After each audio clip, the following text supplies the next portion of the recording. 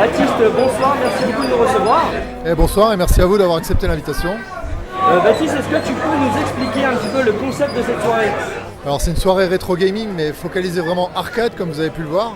Donc vous êtes chez CoinOp Legacy qui est une association donc à but non lucratif. Et le but de cet asso qu'on a monté à 4 passionnés de l'arcade, c'est justement de préserver ce patrimoine qui est à l'origine de tout le jeu, on va dire, next-gen qu'on connaît actuellement. Voilà, quand on avait 5-10 ans, on jouait à Turbo, on jouait à Super Sprint, on jouait à des jeux comme Star Wars, etc. Et le but, c'est de faire découvrir tout ce patrimoine culturel, technique, vidéoludique que représentent ces machines au grand public, donc on va dire les nouvelles générations qui n'ont pas forcément connu ça, ou alors de faire revivre à des gens qui ont, comme moi, entre 30 et 40 ans, tout cet univers voilà, de son et lumière qu'on a connu. Et on était pratiquement les premiers à découvrir ça dans les salles d'arcade il y a des années maintenant, quoi. Est-ce que tu peux nous faire une petite présentation des bornes qui sont présentes chez toi? Ouais, pas de problème. Donc il y a deux types de bornes. Il y a les bornes japonaises au centre, les Candy Cab, et puis il y a les bornes tout autour, US ou européennes, qui sont là plus des bornes dédiées à un seul jeu avec des contrôleurs vraiment spécifiques. Donc là, alors là c'est voilà. Le mauvais exemple ou le contre-exemple, c'est qu'il y a Pac-Man qui tourne là sur une Atomic Wave. Pac-Man, c'est, comme vous le savez, à la base une borne aussi dédiée, mais comme ça se manipule, on va dire, avec des contrôleurs assez simples que sont un joystick et là même pas de bouton du tout, on peut les mettre aussi sur ces bornes génériques. Mais globalement, c'est des shoots. Donc là, vous avez Donpachi, vous avez Surprise Attack ici, il y a du Shinobi de l'autre côté, des gros classiques comme Donkey Kong, R-Type, Robotron, enfin vraiment des gros hits.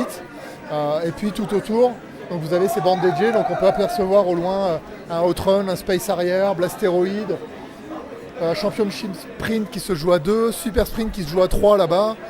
Donc voilà, il y en a vraiment pour tous les goûts, pour toutes les époques. Ça commence vraiment dans les early 80s quoi. Et puis on est plutôt dans le vintage, mais on aura de temps en temps des soirées à thème où on fera vivre des jeux un petit peu plus récents, des maniac shooters, voilà. Il y a un peu de tout quoi. Ok, alors moi je me pose une question, comment est-ce que tu as pu te procurer toutes ces bornes?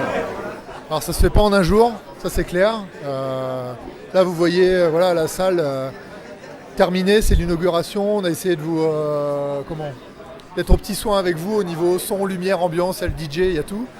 Mais bon, ça fait 10 ans, plus de 10 ans que je suis dans l'arcade.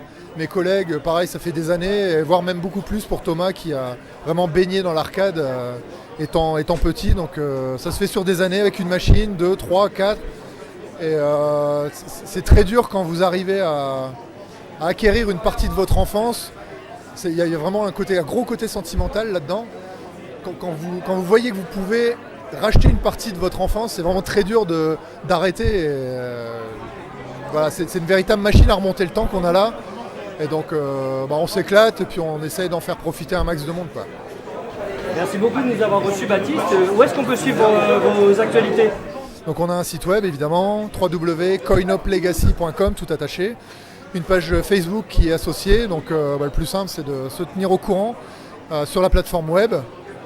Et c'est là où il y aura donc les infos pour venir sur la plateforme ici, physique, la vraie salle, où vous pourrez venir assez régulièrement dans l'année. Merci beaucoup Baptiste pour cette invitation et à très bientôt. Merci à vous.